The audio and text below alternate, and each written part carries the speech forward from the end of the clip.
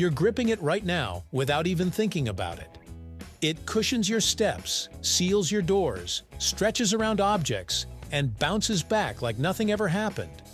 It's in your shoes, your tires, your phone accessories, and even the simple eraser on a pencil. Yet most of us never stop to wonder how this strange, stretchy material actually comes into existence. How does something that starts its life as a milky liquid in a tree become one of the most useful materials on Earth? Today, we're peeling back the layers of a material so common, it's almost invisible. So how exactly does rubber go from tree sap to everyday essentials? Let's find out together as we explore how it's made. Right here, on History of Simple Things.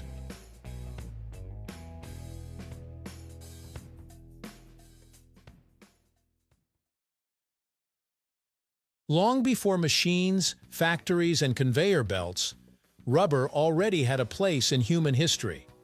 Indigenous civilizations in Central and South America were the first to discover its strange properties. They noticed that the sap from certain trees could be collected and transformed into something elastic and waterproof. The Olmec civilization, whose name literally translates to rubber people, used it to make balls for ceremonial games thousands of years ago. They waterproofed fabrics, sealed containers, and created tools that could bounce instead of shatter. When European explorers encountered rubber in the New World, they were baffled by it. Early samples were sent back to Europe, where people struggled to find practical uses.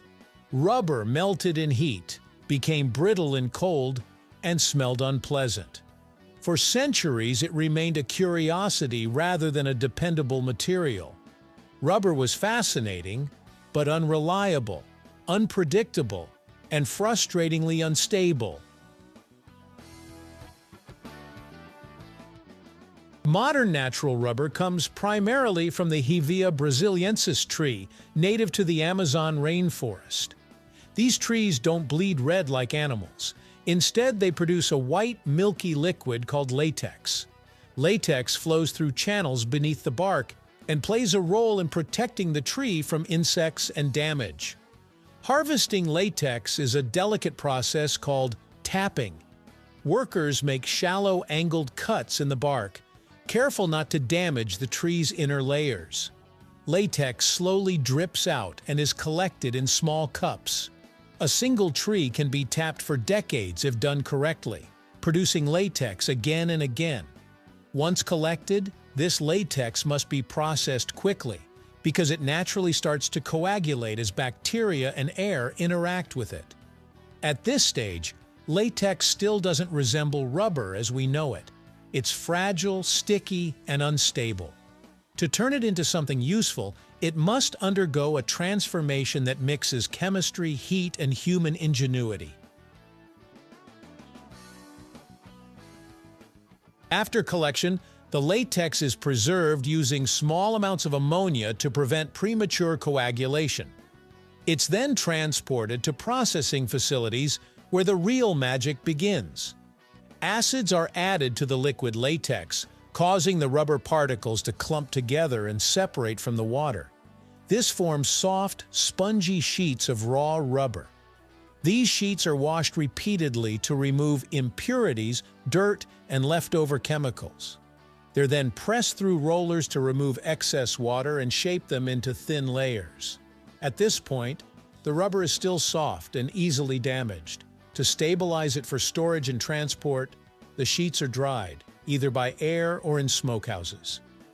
Smoking not only dries the rubber but also adds mild preservation qualities.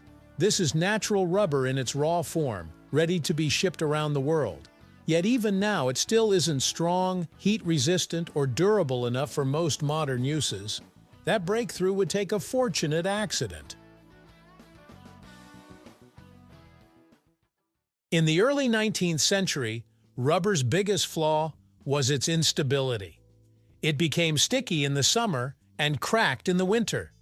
Then, in 1839, American inventor Charles Goodyear accidentally dropped a mixture of rubber and sulfur onto a hot stove.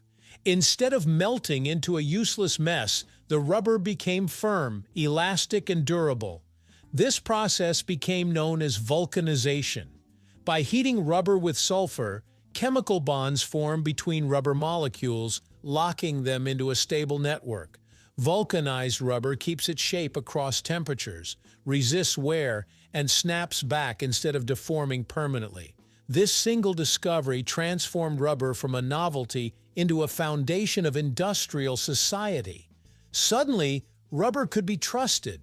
Tires, seals, hoses, gaskets, and countless other products became possible because rubber could finally behave. While natural rubber remained essential, demand exploded as automobiles, machines, and electrical systems spread across the world. Natural supply alone couldn't keep up.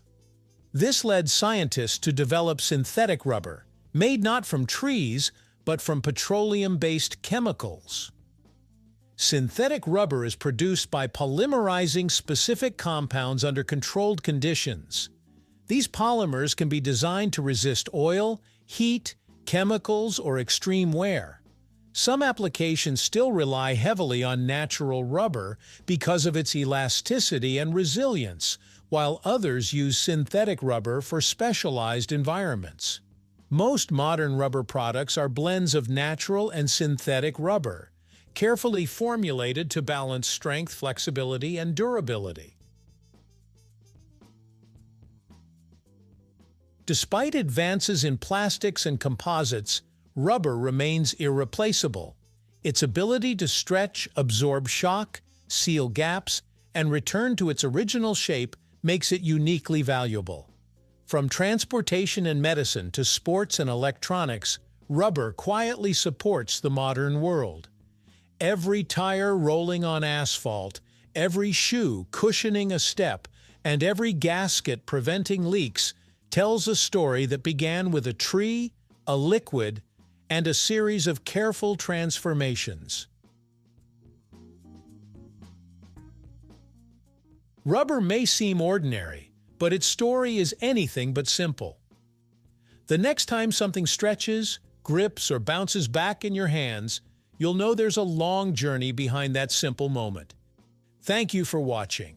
If you have suggestions for our next video, feel free to share them in the comments below.